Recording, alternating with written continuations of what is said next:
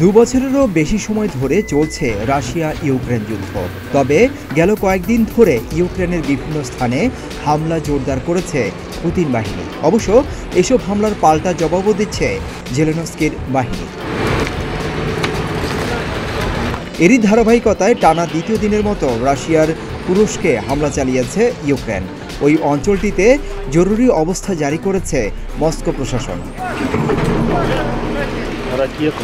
8 August আল জাজিরার প্রতিবেদনে বলা হয়, রাশিয়ার সীমান্তবর্তী অঞ্চলটিতে ইউক্রেনের সেনা ও কিয়েভপন্থী যোদ্ধাদের মধ্যে তীব্র লড়াই চলছে। রুশ প্রেসিডেন্ট ভ্লাদিমির পুতিন এই অনুপ্রবেশকে বড় মাত্রার উস্কানি হিসেবে উল্লেখ করেছেন। তিনি বলেছেন, কিয়েভ বিভিন্ন ধরনের অস্ত্র দিয়ে বেসামরিক আবাসিক ভবনে এবং অ্যাম্বুলেন্সে নির্বিচারে হামলা চালিয়েছে।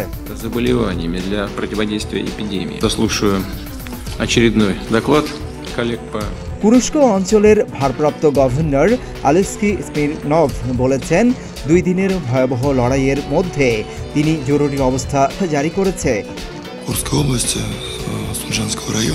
রুশ কর্তৃপক্ষ বলছে, রাশিয়ায় ঢুকে ইউক্রেনের বাহিনী স্থল ও আকাশপথে সুৎজিয়া শহরের কাছে হামলা চালিয়েছে। রাশিয়ার স্বাস্থ্য মন্ত্রণালয় জানিয়েছে, কুরস্ক অঞ্চলে ইউক্রেনের হামলায় 31 জন আহত হয়েছেন। তাদের মধ্যে 6 জন শিশু রয়েছে।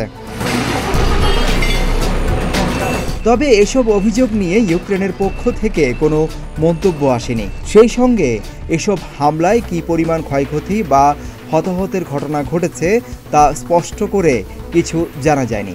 এছাড়া ইউক্রেনের সেনারা রুশ ভূখণ্ডে এখনও আছে কিনা সেই সম্পর্কেও কিছু জানা যায়নি।